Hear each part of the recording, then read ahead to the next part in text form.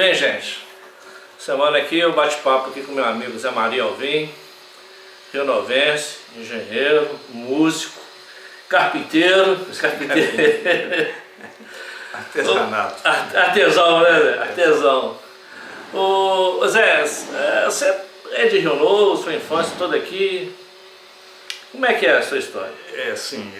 Nasci ali era um terreno, um sítio, né, da minha avó, naquele local ali na Vila França, né, perto lá da padaria do Gilmar, ali que eu nasci, numa casinha pequenininha ali, com altura de pé direito não chegava a 2 metros, e com muito orgulho, né, então sou nascido em Rio Novo e ali foi a nossa infância.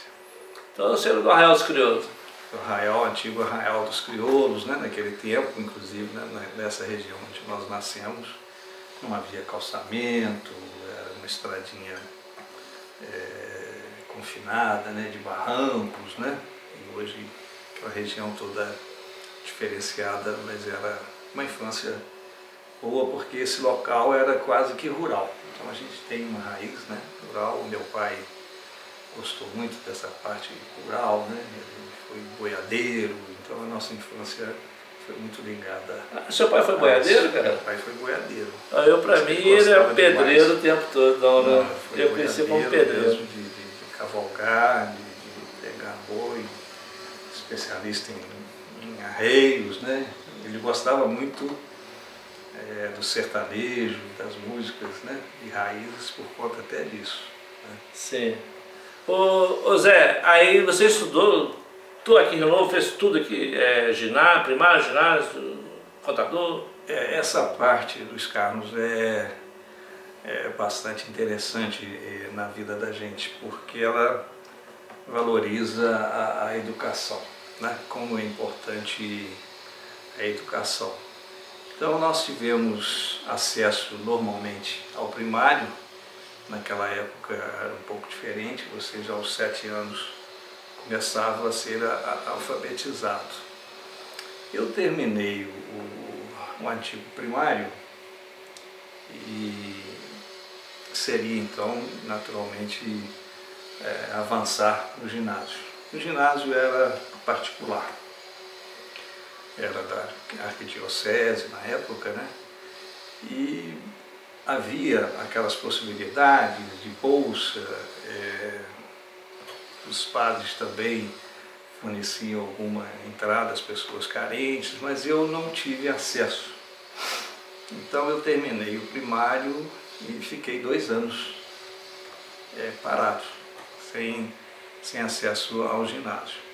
Quando veio a instituição do ginásio nosso estadual, que eu acredito até por obra política, né? O primeiro diretor foi o Ambirete Paulo Andrade, acredito que por obra política dele instituiu o ginásio estadual. Nessa época houve um curso de admissão com uma afluência muito grande, foi muito tumultuado, muitos alunos, né? Eu estava no meio, juntamente com alguns primos, muitas pessoas de Rio Novo. Até aí eu me lembro de uma passagem muito interessante, que eu faltei uma aula, o professor Milo Matos, eu lembro disso com muita curiosidade, assim, ter uma certa emoção, porque a dificuldade que eu tive naquela época e depois o que eu desenvolvi na matemática, sendo até vindo a ser professor, né, uma coisa até curiosa. Então, na aula que eu faltei, ele explicou sobre a obtenção do mínimo máximo comum, que é aquela operação que a gente faz para calcular, né, o denominador comum para resolver operações com frações. E a partir dali, como eu perdi a aula, então ele ia fazendo os exercícios e já fazendo o máximo comum, né, automaticamente. Eu entrei em desespero e queria sair porque eu não estava entendendo. A minha mãe, com toda a simplicidade dela, disse que eu não poderia sair, e ela me encaminhou as minhas primas, filha do tio Antenor, que era o antigo maquinista, né, da prefeitura, da patrão.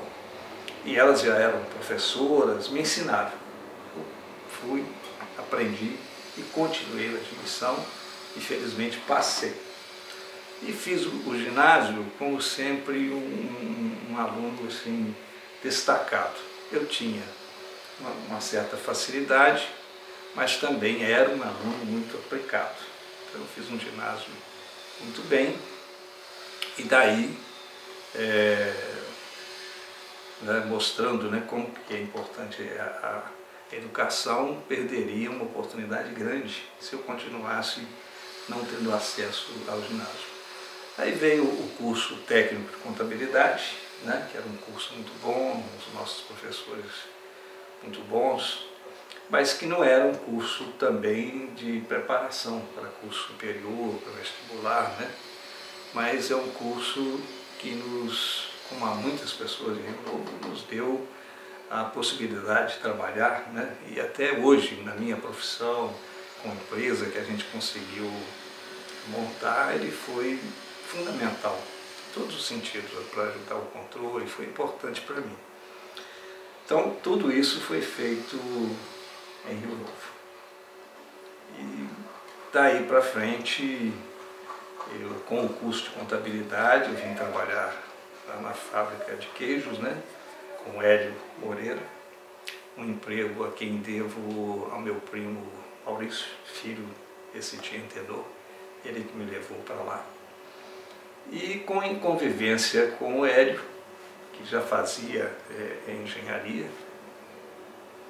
eu sempre tive facilidade, gosto pela matemática, era professor particular, comentando com ele que eu gostava de matemática, ele me sugeriu que eu deveria fazer engenharia. Aí eu comecei, a gente trabalhando aqui em Rio Novo e viajando para Juiz de Fora às tardes, né?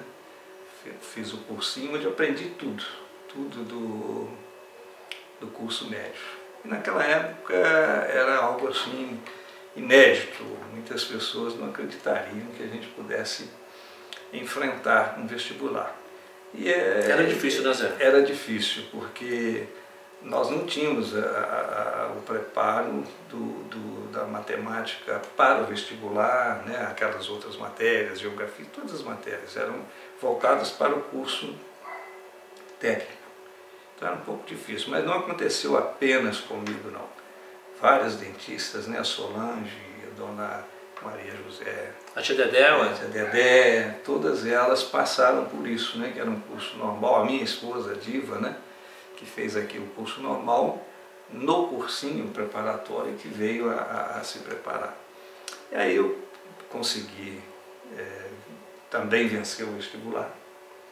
Passei para a segunda turma, por conta talvez até dessa pequena deficiência, porque depois lá no curso desenvolvi muito bem, fui monitor de matemática vários anos, então acredito que por conta disso eu fiquei na segunda turma, que foi ótimo, porque eu fiquei trabalhando durante 6 meses ainda na fábrica, sabendo que eu estava com uma vaga garantida, né? Até fizemos um trabalho muito interessante lá, fizemos a atualização da contabilidade da fábrica, né? Eu, o colega William e a Vânia, que foi uma passagem também interessante da gente. E daí então eu ingressei na engenharia, né? Pois é. Mas vamos voltar aqui para da juventude aqui. Eu tô querendo te cutucar aqui. Falando. Não, eu acho legal, nós vamos voltar para a engenharia depois, mas eu quero falar agora aqui da juventude sua aqui, cara. Você foi uma juventude que começou os rock and roll, os negócios, né? Vocês tinham regras. Essa parte é uma das mais gostosas, né, da minha vida. E passa também, né, numa coisa que a juventude precisa acreditar, é de ter sonhos e às vezes acreditar que esse sonho ele vem acontecer.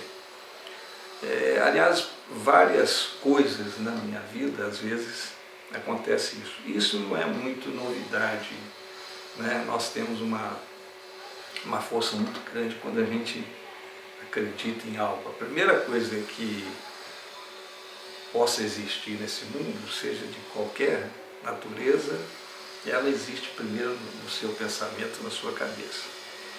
Então a gente tinha, né, gosto, né, de ficar ouvindo aqueles programas que hoje a gente não vê mais, os disc jockeys, né? Meu pai tinha um radinho que ele, né, preparou a caixa, era muita dificuldade. Eu vi a Mundial, né? De válvula. A Mundial já foi um pouco depois. Eu ouvia muito, era nas ondas curtas, a Rádio Bandeirantes, as rádios de São Paulo, Tupi. Então tinha aqueles radialistas antigos, né, que faziam aqueles programas de jogos. Eles apresentavam e comentavam as músicas, a gente ficava ouvindo aquilo. Eu sempre, até hoje, quando eu ouço alguma música, eu me coloco dentro da música. Então eu ouvia sentadinho lá numa cadeira, às vezes à noite, imaginando como se estivesse ali no meio, por exemplo, Renato e seus Boquetes, né? Ou outros conjuntos da época, a gente como se estivesse ali no meio participando. Então esse era o meu sonho. E a gente tinha uma convivência, todos nós, eu da nossa mocidade, o Porcínio, com quem me relaciono ainda no WhatsApp hoje muito, nós todos os dias nos encontrávamos, reuníamos, cantávamos juntos.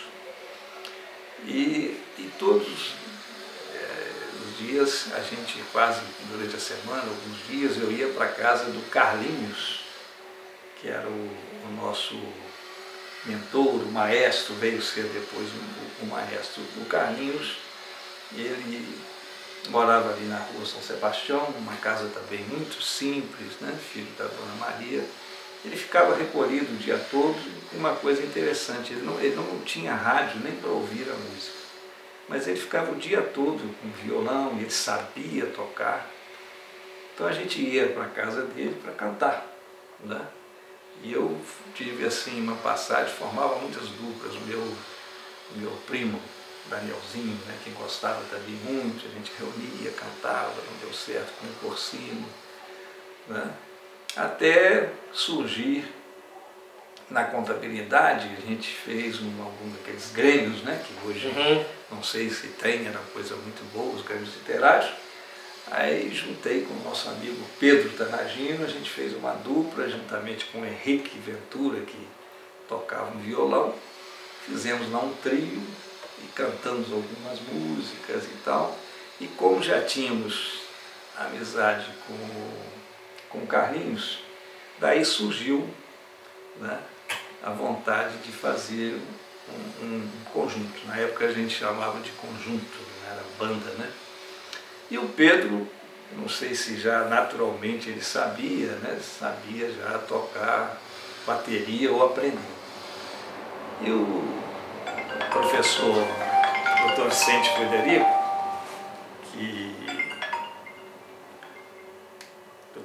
Frederico, né, que era o diretor, entusiasmou a gente, entusiasmou com essa iniciativa, e ele tinha, parece que umas caixinhas de som, aí surgiu o Redson. Então, de repente, o que eu estou dizendo, aquele sonho, aquela imaginação que eu tinha de estar ali num ambiente, cantando, num conjunto, de repente... Não, eu era moleque, eu lembro do show do Redson. Eles tocavam ali no Charmenes ali. Era uma coisa que hoje me faz refletir muito, porque nós até tentamos, né, voltar, as aparelhagens estão aí, a bateria está aí, com a pandemia a gente teve que se afastar. Fizemos um show, né, não sei se você viu, de regresso ali no Centro Cultural, foi muito bom, nós tocamos com mais de 1 hora, uma aparelhagem diferente.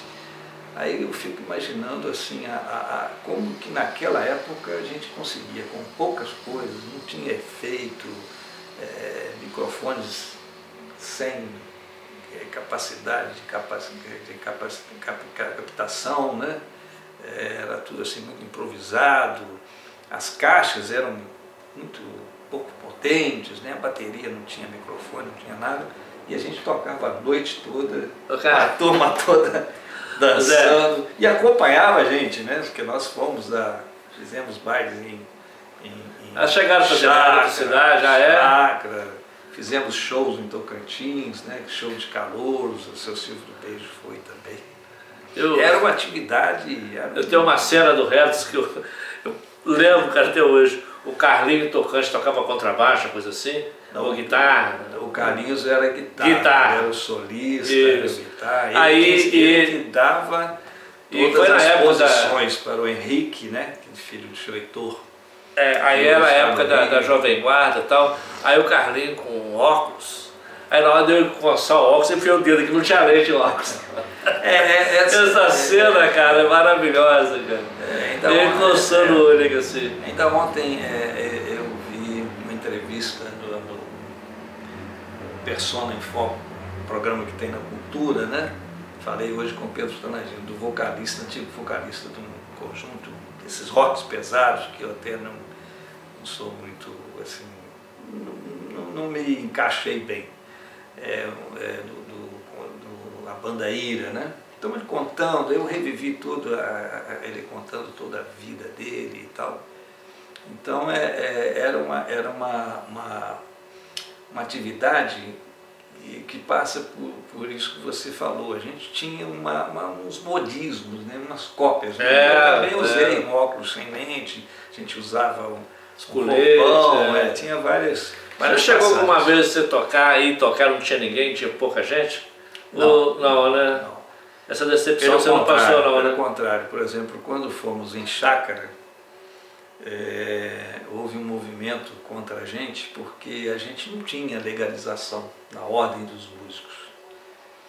Então a gente estava comprometendo alguns movimentos e acabou que lá foi a polícia, não me lembro se é a Polícia Federal, e foi para parar a gente. E o povo não deixou. Não era tanta gente assim não, mas o pessoal não deixou e ficou para depois. Nós estivemos em Juiz de Fora fazendo alguns depoimentos, não lembro bem como que desencadeou. O certo é que nós não nos registramos na ordem dos músicos não, mas houve uma investigação, uma investida em querer parar a gente, sabe, uma repreensão. Então sempre teve, ali na Charmene, né, onde é o Lions, ficava cheio. Inclusive, o nosso amigo Eloy, né, que tinha um grande conjunto, acho que é The Crazy, né? Parece que é isso. Ele veio para Rio Novo, com a banda dele, né, fazer alguns bailes. Eu acredito que era uma banda excelente. Então ele tentou fazer alguma coisa no Explosivos. E ao mesmo tempo, no antigo Explosivos, ao mesmo tempo o Redos, com aquelas caixinhas, daquele jeito, já tinha o seu público, tocava na Charmene, né, na antiga, onde é o Lions. E aí, lá nos Explosivos, ia a Thelma, a turma da Thelma e a turma da praça, mas chegavam a uma conclusão, eles paravam, fechavam tudo e iam lá para o Redos, porque não tinha movimento. Então o Redos é o que o Pedro Tanagino, era o lendário Redos, né? Não tinha às vezes tanto... Mas tinha carisma, né? E todo mundo era daqui. A gente tinha uma dificuldade imensa, não havia letra, praticamente a gente fabricava as letras, pegava as palavras e frases isoladas assim, de pronúncia, né? Inglês. Cantavam as músicas em inglês. Era um sucesso. Mas ninguém entende nada. Coragem, né? Ninguém entende nada. Quando eu entendia, eu me lembro de uma menina de Juiz de Fora, no baile, eu me lembro da expressão dela, sabe? Olhando para mim, vendo que eu estava chutando o inglês. As pescaridas. Mas a gente guardava aquela música London, do Caetano Veloso, que é gravada pela Gal Costa. Eu sabia essa música, né, de cor perfeitamente. E maravilhosa a música, né? Maravilhosa. Eu falei assim, gente,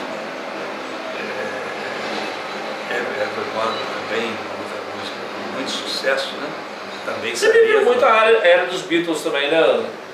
a influência era isso, né? Os Beatles, Renato e seus Buquetos, The Fevers, né? Que eram da época, eram todos conjuntos, mas eram músicos fabulosos, né? Sim. Vocês tocavam muito Roberto Carlos também ou não era nem os Carlos, né? Nós tínhamos no repertório músicas que a gente, no reencontro, né, tenta fazer. O Pedro acha um absurdo, né? Aquela música Ana, do Roberto Carlos, Jesus Cristo. Sim. Tínhamos algumas músicas do Antônio Carlos Jocafe, coisas que hoje não encaixariam bem, né, para um conjunto. Era o que fazia sucesso, né? Agora, nós vivemos numa época que até surgiu, por exemplo, Folhas, né? Folhas, surgiu Folhas. Sullivan também, né? Porque o Brasil houve uma época em que 10 músicas tocadas de sucesso, 8, 9 eram internacionais. Então eles começaram a fazer músicas, né? O Folhas fez músicas maravilhosas, que são sucessos. Pois é, não, eu era moleque, eu fui saber que eles eram brasileiros depois de muito tempo, você entendeu? É aquela questão, né? Você tem que aprender a se defender dentro de um certo sistema, né? Ô Zé, agora, vamos esquecer a música, eu vi você fazendo uns trabalhos manual, pô, foi a pandemia que você virou, de engenheiro virou carpinteiro, como é que foi? É interessante, rapaz, quando nasceu o meu primeiro neto, né, o Matheus, você hoje tem uma facilidade, os brinquedos que eles gostam assim, tudo muito moderno, né, são muito eletrônico, muita luz, né? Eletrônico, de montar, carrinhos, tem de toda a variedade. Mas você, eu vou fazer um caminhãozinho, fiz um caminhãozinho pequeno, colado, comprei umas rodinhas em plástico. Mas eu já tinha feito alguma coisa, igual, por exemplo, o reparo de uma mesa, que eu vou lhe mostrar depois, uma mesa que tinha na minha casa, uma mesa que meu pai até usava lá para consertar um botãozinho da mobilete dele, toda suja de óleo. Ah, eu lembro do seu pai da mobilete, cara, eu lembro dele. Meu pai deu uma passagem fantástica. Então, e essa mesa ficava lá completamente já deteriorada e tal. E a minha mãe sempre disse que aquela mesa, o meu pai, meu avô, Peregrino, né, pai da minha mãe, que era muito habilidoso, né, aqueles italianos, né, ele ensinou os filhos ali em casa, ele era carpinteiro, era, né, toda sorte de agricultor, né, tinha uma cultura, parece que era muito inteligente. Então ela dizia que aquela mesa foi feita pelo meu avô. O seu avô era italiano? O seu bisavô? Italiano. O seu avô, né? A minha avó, parece que ela veio da Itália, sabe? Com meu avô. Eles eram italianos, raízes italianas. Então essa mesa estava lá, eu não me atraía assim, nunca liguei muito para essa mesa, né? Eu fiz uma casa para um juiz em Juiz de Fora, o Dr. Sidney. E quando eu fui à casa pronta, mobiliada, me chamou a atenção uma mesa antiga, assim, que ele falou que ele gostava muito, comprou uma fazenda, então aquilo me chamou a atenção. Então, essa parte de mexer com madeiras, eu peguei essa mesa, né, que estava lá toda jogada, com caruncho, meu pai já havia recomposto um pé dela. Certo é que quando eu pedi um carroceiro para trazer essa mesa aqui para casa, quando chegou na minha casa, a diva quase que mandou me internar, porque ela estava toda esburacada, toda suja. Lavei e arrumei. O certo é que eu fiquei ali dias e dias lixando, travando, hoje ela está no meu quarto e ficou uma mesa fantástica. Então eu sempre gostei de mexer. Aí com isso eu comprei uma lixadeira e tal. Então, com a pandemia, realmente eu comecei a ver assim, algumas coisas no YouTube, né, que é muito rico em sugestão, alguns brinquedos, caminhãozinho, eu fiz um caminhãozinho, fiz carregadeira, fiz uma patrol, né, fiz manivela antiga, e fazendo assim com uma certa facilidade, com as máquinas, aí você compra mais tudo muito manual. Aí foi dando certo e causando assim um prazer, porque todo objeto pronto, ele dá um prazer. Isso é interessante. É outra coisa que a juventude tem que aprender, né? Algo que você faz, né? Que você vê que fez, né? Que aquilo foi de horas de trabalho, é muito gratificante. A gente fabricava nossos brinquedos, né? Exatamente. Então, até fico pensando, quando criança, se tivesse um brinquedo daquele, um caminhãozinho, né, feito mesmo daquela forma, seria ótimo. Então, com isso, na pandemia, eu fiz bastante coisa. Hein? Acabou adquirindo, você vai aperfeiçoando, né? E o pessoal do YouTube vai mostrando como faz, você compra a ferramenta. Felizmente, nunca machuquei, que é uma preocupação, né?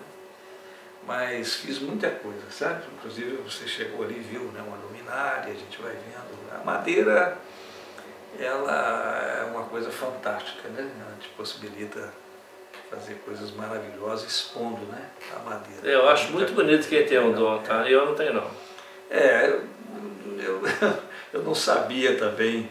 E pelo fato mas já vem de família, né, cara? De família e também a engenharia, o conhecimento matemático, da geometria, ela ajuda, porque você vê ali um detalhe, um ensinamento, que não é um desenho, né?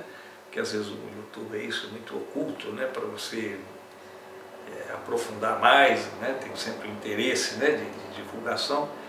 Então a gente mesmo já faz, né, o desenho, né, da roda, já proporção, né? Proporção, isso ajudou demais, sabe? Ajudou demais, não resta dúvida. Eu tinha muita dificuldade. Quando eu fui trabalhar na siderúrgica, fiz CTU, comecei a trabalhar como ajustador mecânico. Putz, passava ali o dia inteiro naquele negócio, ficava pronto, mas não ficava bonito. Aí um dia um cara falou assim, Luiz Carlos, ó, vou te falar um negócio. O seu serviço está certo, mas não está bonito não. Aí eu disse, pô, o que eu vou fazer, cara? Perfeição. Então você tem que ter o dom, né? Aí eu ficava vendo um outro cara, eu tinha estudo, outro cara que não tinha estudo fazia umas coisas perfeitas. Eu falei assim, que coisa. Aí eu passei a calcular, porque calcular eu não precisava de... era só estudar. Isso às vezes acontece, né? A pessoa sabe, mas a perfeição, né, ela às vezes não é possível. Não é minha praia, entendeu? Mas mesmo ficando com defeito, tudo nesse mundo, nada é perfeito, né? Eu me encontrei em outro lado, você entendeu? Eu gosto de fotografia. Exatamente. Gosto de cozinhar. Agora na pandemia eu resolvi ser cozinheiro. E fotografia é um campo também magnífico, né? Uma coisa, parece que hoje tem lá recursos, hoje existem, né, recursos de próprios celulares, né, que estão dando alguns recursos, mas ainda não ocupa o espaço, né, como você, um grande fotógrafo de foco, eu sou da época, cara, eu sou da época do laboratório, né? O Sodré, eu comprei o laboratório de Sodré, então eu fazia ampliação naquela época. E lá em Juiz de Fora tinha um fotógrafo, cara, chama Sr. Vicente, na galeria do Vasco ali. Ele retocava negativos, O que você faz no Photoshop hoje, o cara fazia no negativo, cara. Eu ficava maravilhado, mas aí eu não tinha a habilidade que ele tinha, você entendeu? Mas hoje você, computador rapidinho faz, mas o cara, você tirava um 3x4, ele tirava essas rugas, tirava tudo, é muito legal. Mas aí eu vim pegando, né? Hoje tudo digital e tal, mas o conceito, o básico mesmo...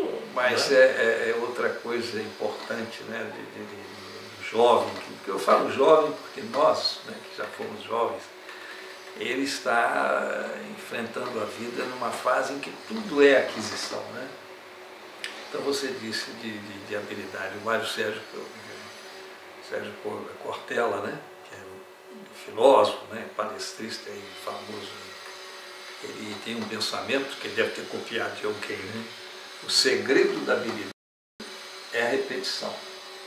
Então nós estamos comentando que às vezes você não consegue uma perfeição, mas se você Sim. ir aprimorando, repetindo, né? No outro dia eu via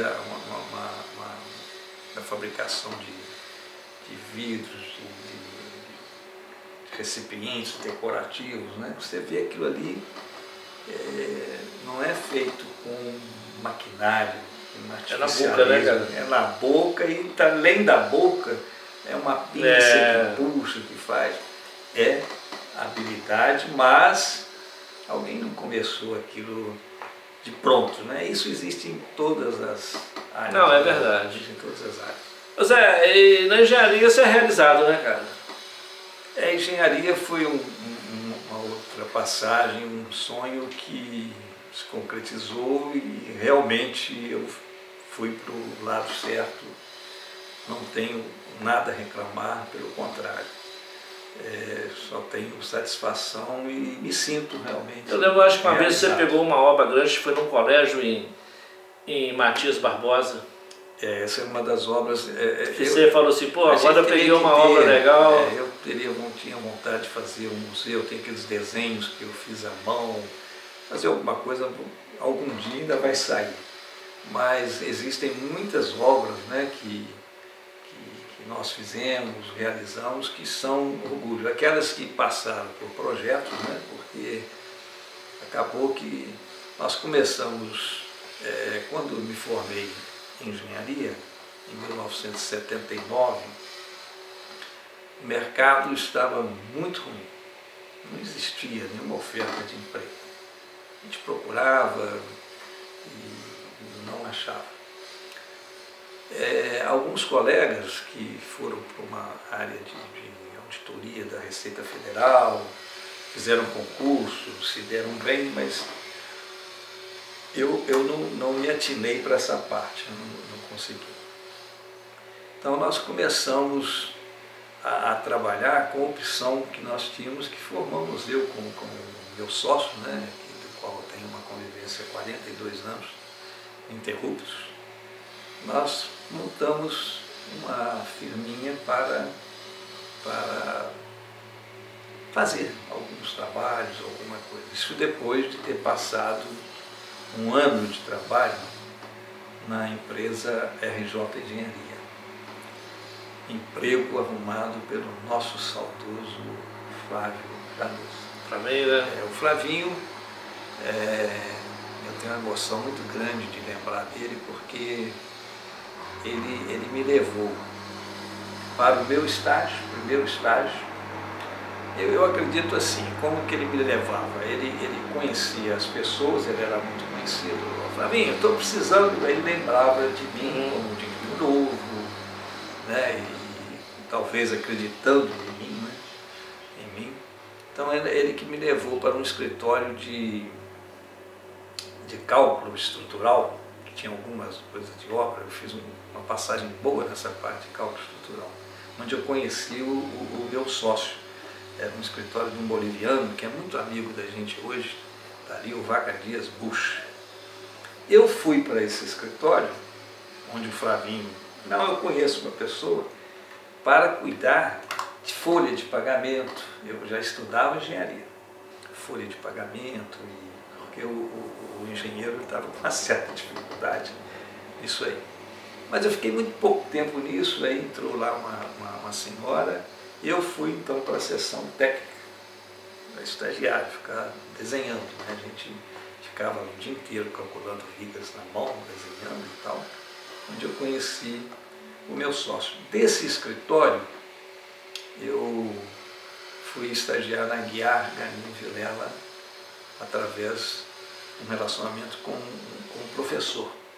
Eu era aquele meio papagaio de pirata de professor. Eu sempre ia junto ao professor, tirar alguma dúvida, comentar. Ele me levou para Guiar Ganim Vilela antiga, né, que era uma das maiores empresas de Juiz de Fora. Então eu me formei, fui trabalhar na RJ, que o Flávio também me levou. Eles queriam alguém para cuidar de uma parte de introdução de informática, orçamento. Aí fiz lá um estágio tinha um mano com o engenheiro Sérgio, que era muito trabalhador, cobrava muito, aprendi muito em todos os aspectos da vida, sabe? E surgiu então, como na RJ não tinha assim, futuro por circunstâncias da própria empresa, de talvez ficar no quadro ou desenvolver um quadro como engenheiro, eu e esse meu colega montamos uma empresa que nasceu a nossa empresa, que existe há 39 anos, né? A Ribeiro Engenharia. Então fizemos muita coisa. Essa escola que você está comentando de Matias foi uma escola fantástica, do projeto do Hermes Abreu, que é um grande arquiteto lá de Juiz de Fora. Então ele tentou, né, dar uma revolucionada, era uma escola ampla, grande, comunicando com uma escola antiga. Ele bolou, ele desenhou, nós fabricamos uns cobogós, uma escola com pintura, sem reboco, mas uma escola assim, meio imponente. A estrutura dela foi muito imponente. Inclusive usamos uma coisa que não era comum, um concreto protendido, pelos vãos grandes que tinha. Então foi uma obra, uma das obras assim, fantásticas de fazer, sabe? Como tivemos muitas obras, né, interessantes, muitas que eu gosto, que eu projetei e fiz, como a casa do meu amigo Odilon Altino, né? Aquela casa do nosso... do João ali do lado do São Martins, do lado do São Martins, aquele projeto nosso e orientação, não é construção, é uma coisa interessante. Nós temos uma empresa, então a gente é contratado, nós temos, modéstia à parte, um registro muito grande, né? De muitas obras, uma documentação que é importante na empresa muito grande, mas às vezes você faz uma obra que não é pela empresa, só com a sua orientação profissional. Aquela casa foi um pedreiro muito bom, é um Crebin, fizemos e ficou espetacular.